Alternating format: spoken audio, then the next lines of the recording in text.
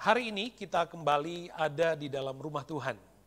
Dan kita percaya kita ada bukan karena kita orang Kristen saja. Kita ada bukan karena tradisi religius kita, bukan.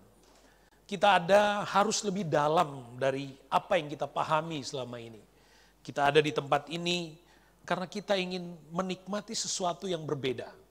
Atau paling tidak kita boleh menikmati sesuatu yang baru. Nah, saudara yang kekasih di dalam Tuhan, sore hari ini saya coba mengambil topik khotbah. Di sini tempat terbaik kita. Puji Tuhan ya. Di sini tempat terbaik kita.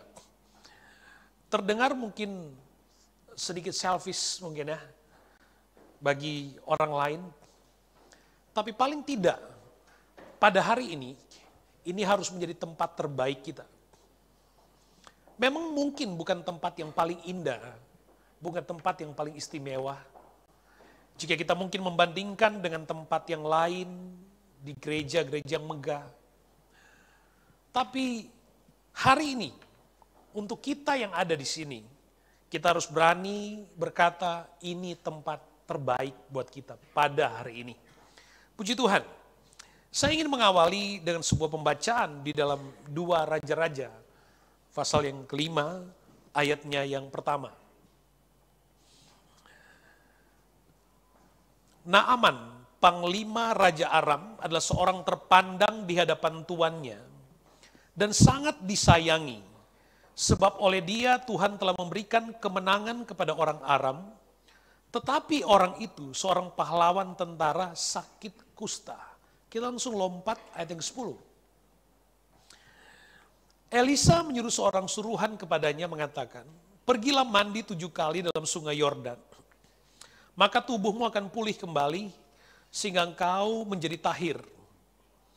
Tetapi pergilah Naaman dengan gusar sambil berkata, aku sangka bahwa setidak-tidaknya ia datang keluar dan berdiri memanggil nama Tuhan Allahnya, lalu menggerak-gerakkan tangannya di atas tempat penyakit itu, dan dengan demikian menyembuhkan penyakit kustaku.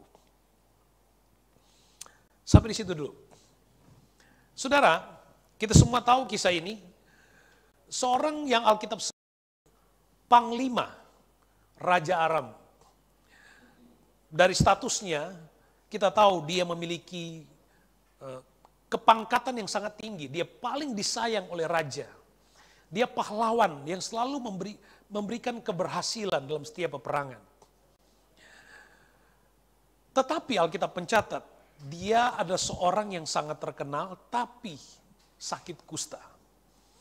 Pada zaman itu, penyakit kusta adalah penyakit yang paling ditakuti, saudara. Ya. Bahkan sampai hari ini.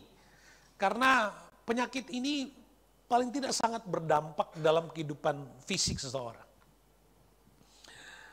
Singkat cerita, saudara, Naaman kemudian mendapat kabar bahwa di Israel ada seorang nabi yang namanya Elisa. Dan dia pasti dapat menyembuhkan. Kenapa? Karena di Aram, dia tidak dapat disembuhkan oleh siapapun. Sehingga dia harus datang dan berjumpa dengan Elisa. Perhatikan baik saudaraku yang kekasih dalam Tuhan. Kita bisa belajar sesuatu di sini, bahwa ternyata status sosial, tingginya pangkat seseorang, bukan jaminan untuk dia dapat memiliki segalanya. Dalam perikop ini kita lihat kisah tentang orang yang sakit. Kalau disuruh tanya, kita mau pilih mana, sukses atau sehat? Apa artinya memiliki kehidupan yang dalam tanda petik sukses, tapi dia sakit? Nah, ini bukan sakit, kalau pilek mah enggak apa-apa, Panadol selesai. Tapi ini sakit kusta. Ya. Sangat menderita tentu. Ya, yang tiba-tiba jarinya yang utuh tiba-tiba hilang satu. Hidung yang mancung tiba-tiba bolong dan seterusnya. Pentingnya kesehatan itu. Ya, pentingnya kesehatan. Sehingga Alkitab mencatat Naaman membutuhkan, ini perhatikan, dia butuh untuk disembuhkan. dia butuh untuk disembuhkan. Karena statusnya, dia datang dengan semua kapasitas diri, datang kepada Elisa. Berharap Elisa menyembuhkan. Tapi kita lihat di situ, waktu datang kepada Elisa, Elisa hanya menyuruh pembantunya untuk katakan kepada Naaman dan prajurit yang menyertainya. Suruh dia pergi membenamkan diri, masuk ke dalam sungai Yordan 7 kali, maka dia akan sembuh. Saudara perhatikan baik, bagi seorang dengan status yang begitu sangat tinggi, dia mungkin mengharapkan sebuah pelayanan yang terbaik. Paling tidak mungkin ada karpet merah, karena dia seorang panglima. Tapi yang dia dapatkan sangat berbeda. Elisa bahkan tidak menemuinya langsung, hanya menyuruh pembantunya. Bagi kebanyakan orang akan berpikir ini sebuah ini tidak sopan. Dia merasa direndahkan mungkin. Tapi itulah Tuhan. Tuhan selalu melakukan atau memberikan jawaban dan memulainya dari membentuk karakter seseorang. Lalu kemudian saudaraku yang kekasih, Naaman marah. Karena dia berpikir seharusnya Elisa ini datang dan dia paling tidak melakukan sesuatu di atas penyakit, berseru kepada Tuhan, mungkin dalam bahasa kita jampi-jampi dan selesai. Itu yang diharapkan. Tapi Elisa tidak melakukan itu, Elisa hanya menyuruh dia untuk datang ke sungai Yordan. Saudara, pada bagian ini kalau kita baca seterusnya, Naaman marah, pergi dengan panas hati. Ayat 12 katakan begini, bukankah Abana dan Parpar, sungai Damsik lebih baik dari segala sungai di Israel? Bukankah aku dapat mandi di sana dan menjadi tahir? Kemudian berpalinglah ia dan pergi dengan panas hati. Bagi Elisa, Jordan tempat yang terbaik. Tapi bagi Naaman, itu tempat yang dia nggak suka. Bahkan dia katakan, apa nggak ada tempat lain? Kan ada sungai di Damsik yang lebih keren, lebih bersih, lebih clean. Saudara, hari ini kita tidak akan bicara tentang meaning dari Jordan. Enggak, ada Jordan di sini namanya. Kita enggak bicara tentang itu. Tapi kita bicara Jordan sebagai satu tempat yang Tuhan pilih. Tempat di mana Allah memutuskan di sana Naaman akan mengalami perjumpaan dengan Tuhan. Sekali lagi, itu bukan tempat terbaik bagi Naaman. Bagi kita memiliki begitu banyak keinginan dalam doa-doa kita. Kerinduan yang kita bangun di hadapan Tuhan. Tuhan, saya pingin A, B, C, D, dan seterusnya. Dan kita berusaha membangun sebuah komitmen, rencana terbaik. Bahkan kita menentukan tempat yang terbaik untuk kita berpikir, di sana kita akan dapatkan jawaban. Tapi kenyataannya tidak seperti itu hidup ini. Tidak semua atau tidak selamanya tempat yang kita pikir menjadi tempat terbaik. Atau tidak selamanya yang kita pikir sesuatu yang terbaik untuk kita, lalu itu sungguh-sungguh menjadi tempat terbaik bagi kita di hadapan Tuhan. Tuhan harus melatih kita, Tuhan harus membentuk karakter kita. Untuk kita menemukan Tuhan, menjumpai Tuhan di tempat yang Tuhan mau. Tidak berlebihan kalau di awal saya katakan tadi, bahwa paling tidak hari ini, tempat ini menjadi tempat terbaik buat kita. Beberapa waktu yang lalu saya pernah bicara tentang ibadah adalah jawaban.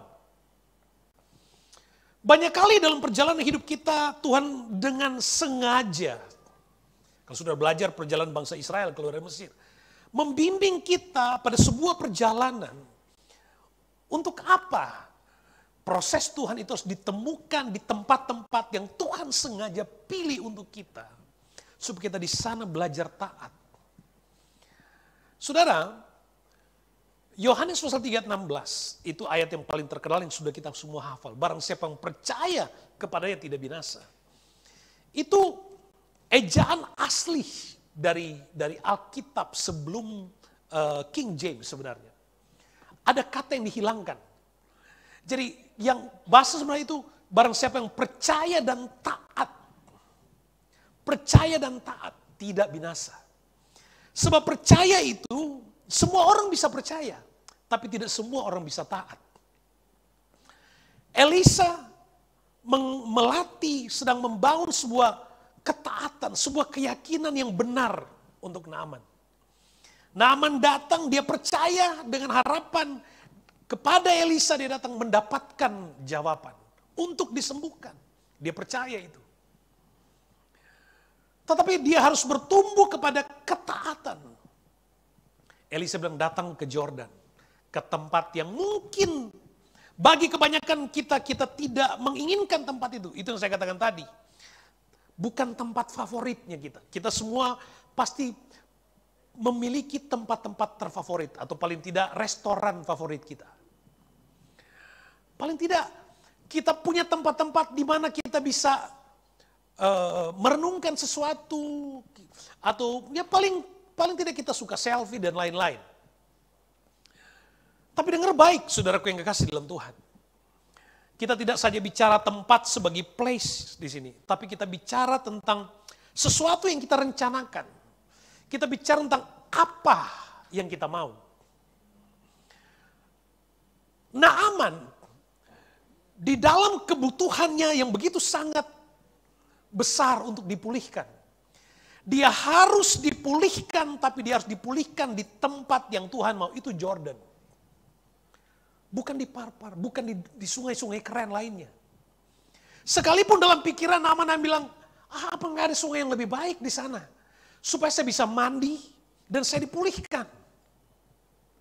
Caranya pun unik, dia berpikir Tuhan, Elisa mestinya kan memanggil nama Tuhan dan berbuat sesuatu supaya penyakit saya ini sembuh. Tapi sekali lagi, tidak demikian cara Tuhan. Tidak demikian. Saudara, banyak kali kita meminta kepada Tuhan, kita percaya kepada Tuhan, makanya kita meminta yang terbaik. Coba tanya dalam diri kita. Waktu kita berdoa, kita selalu minta yang terbaik dari Tuhan. Karena kita percaya Tuhan sanggup. Benar apa betul? Iya kan? Itu alasan Anda berdoa. Tapi kita tanya juga dalam diri kita. Sejauh mana percaya kita ini selaras paralel dengan tingkat ketaatan kepada apa yang Tuhan mau dalam hidup kita. Kita bisa percaya Tuhan menyembuhkan, mampu. Tapi kita banyak kali gagal untuk mentaati, berjalan kepada jawaban Tuhan itu. Itu yang harus kita belajar. Jadi kita tidak sekedar berdoa, Tuhan aku percaya. Tapi kemudian kita tidak cukup taat untuk datang melangkah beribadah, mungkin itu yang paling sederhana. Datang ke gereja, datang berdoa, atau hal-hal lain lagi. Itu yang harus kita bangun dalam kehidupan iman. Saudara yang kekasih di dalam Tuhan Yesus Kristus. Di dalam ayat yang ke-15 dikatakan begini. Kita baca terus, ayat yang ke-15 dikatakan begini. Kemudian kembalilah ia dengan seluruh pasukannya kepada abdi Allah itu. Setelah sampai, tampillah ia ke depan Elisa dan berkata, sekarang Tuhan, sekarang aku tahu bahwa seluruh bumi tidak ada Allah kecuali di Israel. Karena itu terimalah kiranya suatu pemberian dari hambamu ini. Saudara, perhatikan baik. Kita sama aja kalau kita sakit, kalau dokter tiba-tiba vonis. Oh kamu sakitnya stadium ini. Kamu harus menjalani surgery, costnya sekian. Kita pasti akan berusaha untuk melakukan itu. Kalau kita punya, kita paling tidak kita mau bayar itu. Kira-kira begitu gambarannya. Tapi sekali lagi, kita belajar di sini, Naaman, dia berpikir dia bisa juga hanya karena dengan persembahan itu mungkin dia bisa mendapatkan kesembuhan. Tapi tidak begitu cara Allah untuk melatihnya. Sebab hidup ini harus dijalani sesuai dengan kehendak Tuhan. Pergi, taat, itu penting untuk kehidupan Anda. Nah saudara, Kita pun harus dibentuk Tuhan untuk sadar bahwa kita harus ada di tempat di mana Tuhan ada di sana. Musa pernah berkata, Keluaran 33 ayat 15. Berkatalah Musa kepadanya, jika engkau sendiri tidak membimbing kami, janganlah suruh kami berangkat dari sini. Dua karakter yang berbeda. Naaman menginginkan mengalami jawaban di tempat yang dia suka. Tapi kita belajar sesuatu dari Musa. Musa bilang, Tuhan, jangan suruh kami pergi dari tempat ini kalau Tuhan gak bimbing. Dia sadar bahwa kehadiran Tuhan dalam hidupnya, dalam proses perjalanan imannya, itu jauh lebih penting. Dalam bahasa yang lain Musa berkata, jangan bawa kami ke tempat di mana engkau tidak ada di sana. Ini teguran yang kuat buat kita untuk belajar menemukan Tuhan di tempat yang mungkin saja tempat itu bukan tempat terbaik kita. Tempat yang kita nggak suka. Tempat yang kita mungkin nggak nyaman bahkan.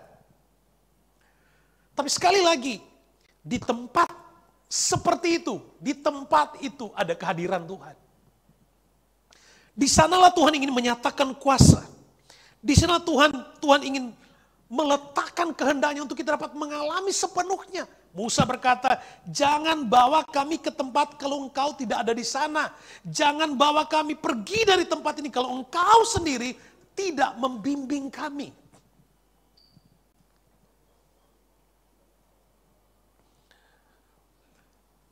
Yang terpenting dalam hidup kita adalah mengimani Tuhan ada dalam perjalanan hidup kita. Itu yang paling penting. Minggu lalu kita sedikit ingatkan. Yang penting bukan tujuannya, tapi prosesnya. Prosesnya. Bagi Tuhan, tujuan itu gampang. Karena Tuhan sudah set. Tapi tanggung jawab untuk sampai kepada tujuan itu tanggung jawab kita. Itu bagian kita. Saya senang dengan Musa katakan, Tuhan, jangan bawa kami pergi dari tempat ini kalau Tuhan tidak membimbing kami. Jangan bawa kami ke tempat kalau Tuhan gak ada di sana. Kalau Musa jadi Naaman, dalam karakter Musa, gak apa-apa Tuhan. Sekalipun bukan di sungai yang keren seperti di Damsyik. Sekalipun bukan sungai yang terkenal seperti di Damsyik, gak apa-apa. Aku mau ke Jordan itu. Sebab aku percaya di Jordanmu, di tempat itu ada kehadiranmu. Di tempat itu ada jawabanmu. Di tempat itu aku akan menemukan pribadimu. Berapa waktu yang lalu saya pernah share di grup gereja. Ada satu TikTok, ya. Bagus sekali itu. Dikatakan begini, waktu Tuhan menciptakan ikan di laut, Tuhan bicara kepada laut. Hendaklah air laut mengeluarkan ikan-ikan di laut. Waktu Tuhan menciptakan pohon, Tuhan bicara kepada tanah, kepada bumi. Hendaklah bumi menumbuhkan pohon-pohon. Waktu Tuhan menjadikan manusia, Tuhan bicara kepada dirinya sendiri. Marilah kita menciptakan, menjadikan manusia. Kalau ikan dipisahkan dari laut, apa yang terjadi? Mati. Kalau pohon dicabut, dipisahkan dari tanah, apa yang terjadi? Mati. Kalau manusia diciptakan, terlepas dari Tuhan, apa yang terjadi? Sama, mati secara rohani. Ini yang Musa ngerti banget. Bahwa kehadiran Tuhan itu jauh lebih penting dari sekedar kenyamanan dari satu tempat yang kita inginkan.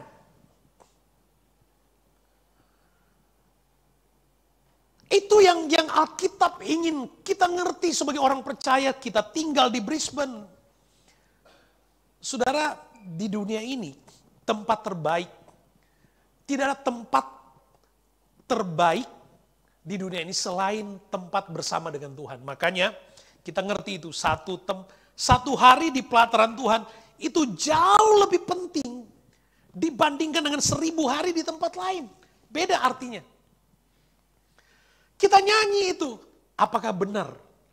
Kita ngerti itu. Apakah kita benar, kita memvalue itu, kita sadar, oh iya kehidupan rohani saya seperti itu. Satu hari di rumah Tuhan itu jauh lebih penting 1000 hari di tempat lain. Kehadiran Tuhan di setiap langkah kita itu jauh lebih indah. Makanya pemazmur berkata, Tuhan menetapkan langkah-langkahku. Sebab dengan Tuhan menetapkan langkah-langkah kita, maka di dalam setiap perjalanan kita ada jaminan yang pasti. Sehingga sekalipun kita berjalan di dalam lembah kekelaman, kita nggak takut. Kenapa? Karena kita bersama dengan Tuhan. Karena kita berjalan dengan Tuhan. Atau paling tidak kita ngerti, ada Tuhan yang membimbing kita. Paling tidak kita sadar ada Tuhan yang hidup di dalam diri kita. Kita tidak terpisah dari Tuhan. Sebab dengan kita terpisah dari Tuhan, maka kita akan mengalami kematian secara spiritual. Dan lama-lama kita ada pada kebinasaan. Tempat ini menjadi tempat terbaik kita. Jangan pernah meremehkan tempat di mana Allah memulai sebuah panggilan. Jangan pernah meremehkan tempat di mana Allah membentuk hidup Anda. GPD Brisbane tahun ini genap berusia 20 tahun. Tahun ini kita akan merayakan itu nanti. 20 tahun perjalanan pelayan, saya melihat pelayan-pelayan di GPD Brisbane dari yang belum bisa melayani, ditunjuk doa, ada yang kabur, disuruh melayani, ada yang enggak ke gereja. Kalau mau pas doa, dia buru-buru ke toilet. Masih belum bisa apa-apa, masih takut ambil tanggung jawab. Tapi dalam 20 tahun pelayanan, Anda dilahirkan di tempat ini sebagai seorang pelayan yang luar biasa. Di tempat ini Anda menikmati pertumbuhan, bukan cuma Anda, kami juga. Sehingga saya berkata tempat ini, at least buat saya pribadi, saya berkata tempat ini GPD Brisbane menjadi tempat terbaik saya untuk lahirnya panggilan pelayanan saya sebagai gembala sidang. Dan saya bersyukur kepada Tuhan. Sebab kalau kita coba melihat ke belakang, saya hanya bisa berkata, Tuhan terima kasih. Kalau bukan karena Tuhan yang bimbing kami. Kalau bukan karena Tuhan yang bimbing GPD Brisbane sampai hari ini. Lain ceritanya mungkin, lain ceritanya. Kalau bukan Tuhan yang bimbing para pelayan-pelayan, lain ceritanya. Demikian juga dengan semua jemaat yang lain. Dalam perjalanan hidup kita, di semua mimpi yang kita inginkan, yang kita coba rencanakan dengan matang. Kita buat perencanaan.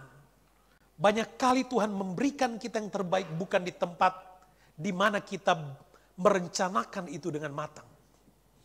Banyak kali justru Tuhan memberikan kita jawaban di tempat di mana kita rasa itu tempat yang paling sunyi.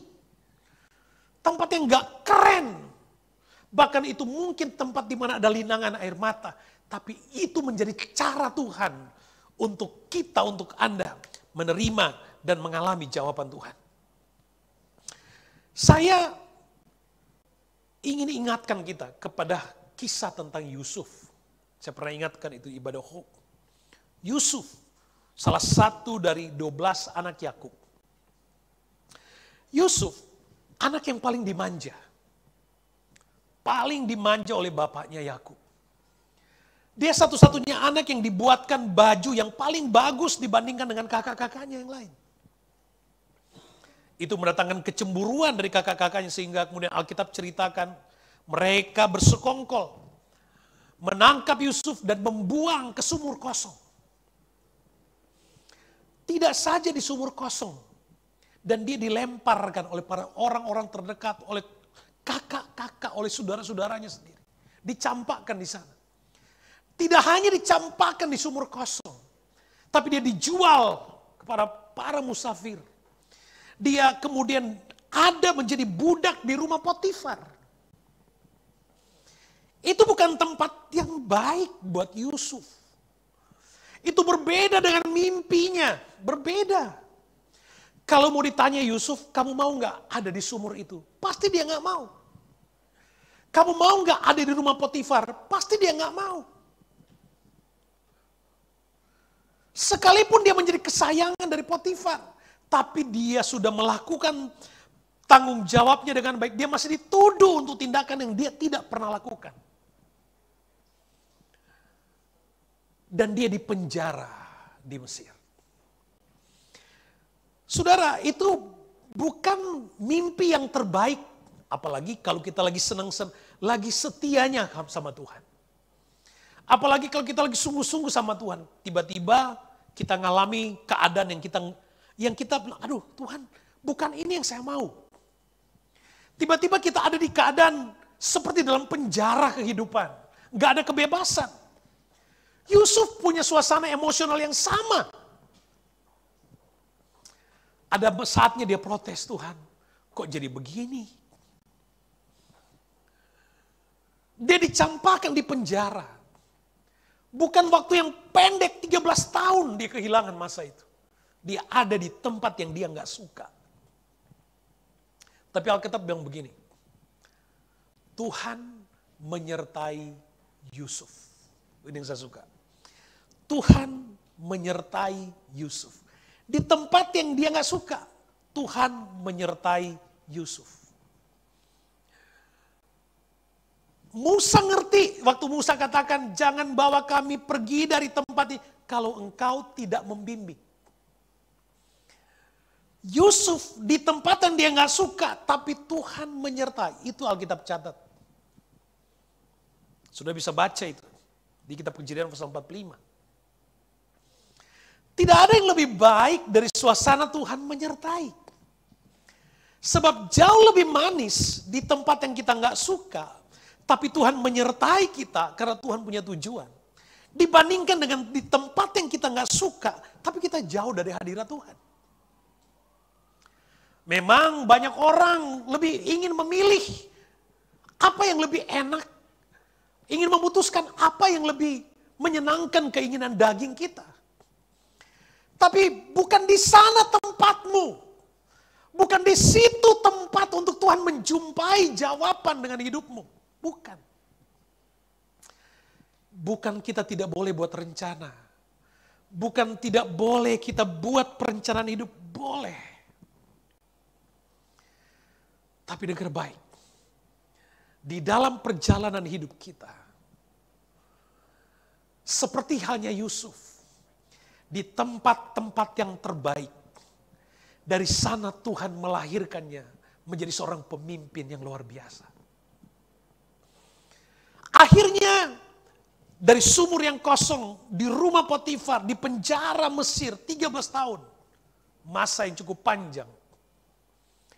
Di sana melahirkan Yusuf menjadi seorang pemimpin, menjadi seorang perdana menteri di Mesir. Dan pada masanya dia berkata kepada saudara-saudaranya, dia nggak marah, dia nggak mendendam, dia kemudian nggak menggunakan kesempatan untuk menghukum saudara-saudaranya, enggak. Tapi dia cuma bilang begini, jangan takut, Tuhanlah yang menyuruh aku untuk mendahului kamu. Dalam arti yang lain dia berkata bahwa sumur kosong, rumah Potifar, penjara, tempat-tempat di mana aku pernah meneteskan air mata karena aku nggak suka di situ. Tempat-tempat di mana perasaanku itu benar-benar nggak ada kebebasan. Tempat di mana orang meremehkan aku. Tempat di mana aku merasa ada di titik nol. Ternyata itu cara Tuhan untuk memproses hidup saya. Untuk saya menjadi seorang pemimpin. Satu waktu Anda akan melihat ke belakang. Dan Anda akan berkata kepada pengalaman di titik nolmu untuk berkata, Tuhan terima kasih. Aku pernah melalui tempat itu. Sebab tempat-tempat seperti itu menjadi surga bagi kita untuk mengalami tangan Tuhan membimbing kita. Jangan pernah meremehkan tempat-tempat sepi di hidup Anda. Sepanjang Anda tidak kehilangan imanmu di tempat yang sunyi itu. Di tempat yang sunyi tapi Anda tidak kehilangan iman. Yusuf, dia tetap bekerja dengan baik. Dia menjadi kesayangan Potifar. Dia menjadi kesayangan kepala penjara. Dia lakukan. Di tempat yang dia gak suka. Anda mungkin para profesional. Anda ada di tempat pekerjaan. Anda gak suka posisi itu, tempat itu. Tapi Anda tetap bekerja dengan bertanggung jawab. Anda mungkin gak suka subjek itu. Tapi Anda bertanggung jawab untuk belajar. Anda mungkin gak suka di lingkungan di mana engkau hidup. Tapi engkau menjaga karaktermu. Ingat baik. Sepanjang Anda tidak kehilangan imanmu ada di sana. Tuhan ada di sana bersama dengan engkau. Kalau Tuhan melahirkan Yusuf dari tempat-tempat seperti itu, Allah yang sama. Yang bisa melahirkan Anda untuk menjadi seseorang yang dapat melampaui seperti apa bahkan yang pernah engkau mimpikan dalam hidup Anda. Karena dia Tuhan besar. Karena dia Tuhan yang hebat. Kita kembali ke 2 Raja-Raja pasal 5 ayat 14. Naaman. Akhirnya Naaman dia pergi ke Jordan.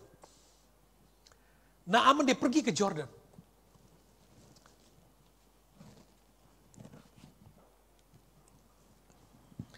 Maka turunlah ia membenamkan dirinya 7 kali dalam sungai Yordan. Sesuai dengan perkataan abdi Allah itu. Dia taat. Lalu pulihlah tubuhnya kembali seperti tubuh seorang anak. Yang menjadi tahir. Di Damsik ada sungai-sungai yang keren. Kalau juga sungai Parpar dan lain-lain di Damsik bisa memulihkan tapi dia tidak sebanding seperti di Jordan. Sebab perhatikan, waktu Naaman datang dia taat, dia tidak sekedar percaya. Dia taat pergi ke tempat yang dia nggak suka. Dia taat pergi ke tempat yang tidak nyaman sebenarnya buat dia. Dia taat, dia pergi ke tempat yang sebenarnya, aduh Tuhan kenapa sih Tuhan? Tapi dia pergi ke situ. Ketika dia membenamkan 7 kali di sungai Yordan. Pertama kali, aduh ya deh. 7 kali Alkitab katakan begini. Lalu pulihlah tubuhnya kembali. Pulihlah tubuhnya kembali. Seperti tubuh seorang anak dan ia menjadi tahir. Orang yang sakit kusta, itu bisa tiba-tiba jarinya hilang. Naaman, kalau dia hanya disembuhkan di tempat yang lain, sembuh dari kusta, tapi tetap jarinya udah hilang. Udah hilang tuh. Bekas sayatan waktu dia pergi berperang itu pasti masih ada bekas-bekasnya. Tapi di tempat di mana dia taat. Di tempat di mana dia taat. Alkitab tulis begini. Pulihlah Naaman dan tubuhnya pulih seperti anak kecil. Dia gak ke Korea tuh. Untuk operasi plastik jadi keren, enggak. Jangan kaget kalau Anda dapat surprise seperti ini. Jangan menyesal di titikmu hari ini, mungkin di titik yang sunyi di hidup Anda. Tapi jangan kehilangan ketaatan kepada Tuhan. Jangan kehilangan harapan kepada Tuhan. Di tempat yang sunyi bisa membuatmu hancur atau bisa membuatmu sukses. Anda mau pilih yang mana? Mau lari ke Damsik atau taat pergi ke sungai Yordan? Mau mana? Tidak akan ada cerita Yusuf jadi Perdana Menteri Mesir kalau tiba-tiba dia kabur dari rumah Potifar. Dia kabur dari penjara. Gak ada cerita itu tuh. Tapi saya percaya orang yang percaya kepada Tuhan adalah orang yang berjalan di dalam ketaatan. Sekalipun aku berjalan di dalam lembah kekelaman, aku tidak takut bahaya. Sebab Tuhan beserta dengan aku. Itu yang paling membahagiakan. Jemaat yang saya kasihi, mari tetapkan langkahmu. Alkitab katakan Tuhan menetapkan langkah-langkahmu. Apabila ia jatuh. Sebut saja jatuh itu sama seperti ada di tempat yang sunyi. Tapi di tempat itu kita tidak akan tergeletak. Karena tangan Tuhan menopang kita kembali. Itu kata firman Tuhan. Naaman, dia tidak cuma percaya. Akhirnya sekalipun dengan berat hati, tapi yang paling penting akhirnya dia memutuskan untuk taat. Anak Tuhan, GPD Brisbane, jemaat Tuhan, harus bertumbuh lebih tinggi dari sekedar percaya. Tidak semua orang percaya bisa bertahan di tempat yang sunyi. Tapi orang yang percaya dan taat kepada Tuhan, dia mampu survive di tempat yang sepi dan sunyi sekalipun. Di tempatmu hari ini, ada di mana? Ada di mana? Apakah di tempat suksesmu, Tuhan ada di situ saat ini? Atau tidak? Itu pun menjadi pertanyaan. Saya suka. Musa berani berkata, Tuhan gak apa-apa. Lebih baik aku ada di sini. Daripada aku pergi ke tempat lain, tapi engkau gak ada di sana. Musa berkata, Tuhan jangan bawa kami pergi dari tempat ini kalau Tuhan gak bimbing kami. Gereja Tuhan, jemaat GPD Brisbane. Tempat ini mungkin bukan yang paling keren. Tempat ini mungkin bukan tempat yang jika dibandingkan dengan tempat lain itu gak ada artinya. Tapi kalau tempat ini hari ini dan Anda ada di sini, saya berkata, bagi saya hari ini tempat ini menjadi tempat terbaik saya. Bagi kita hari ini, waktu ini menjadi tempat terbaik kita. Sekalipun memang rasa kita, pikiran dan emosi kita berkata, waduh, saya mah ini butuh weekend, ini butuh penghiburan. Butuh ketenangan, udah capek kerja seminggu. Tapi hari ini Alkitab ingin mengingatkan kepada kita, dunia ini gak akan semakin aman, saudara. Dunia ini akan semakin keras. Tapi ingat baik-baik firman Tuhan hari ini. Ingat, kita katakan Tuhan, jangan bawa kami ke tempat kalau engkau gak ada di sana dan gak membimbing kami. Di tempatmu hari ini, kalau engkau ada di sini hari ini bukti Tuhan menyertaimu. Sebab jika Tuhan tidak menyertaimu hari ini, mungkin Anda nggak ke gereja hari ini. Kalau Tuhan nggak bawa kita ada di sini hari ini, mungkin lain ceritanya. Anda hanya untuk diingatkan oleh Tuhan bahwa engkau sedang melakukan perjalanan.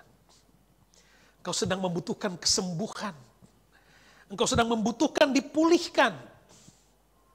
Dan Tuhan ingin memastikan untuk kita dipulihkan di Jordan. Di tempat yang Tuhan suka. Bukan tempat yang kita suka. Tapi tempat yang Tuhan suka. Tempat yang Tuhan mau. Saya berdoa supaya tempat itu adalah di sini. Di tempat ini kita rasakan kehadiran Tuhan. Kita rasakan perjumpaan dengan Tuhan. Mari jemaat GPD Brisbane. Jangan jual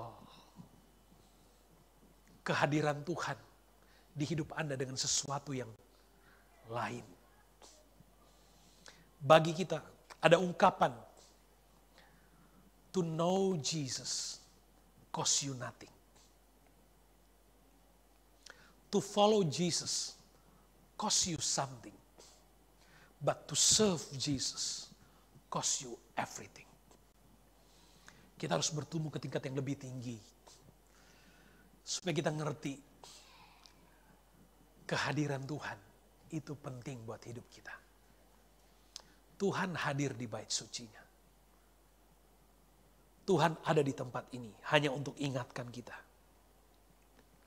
Di titikmu hari ini, di pekerjaanmu, studi atau keluargamu, jangan kehilangan hope. Ingat, mungkin di tempat atau di titikmu hari ini, itu hanya salah satu cara untuk Tuhan menemukan ketaatan untuk engkau dibawa ke tempat atau dimensi yang lebih tinggi dari kehidupan rohanimu. Tuhan Yesus memberkati kita sekalian. Mari saya undang kita bangkit berdiri bersama.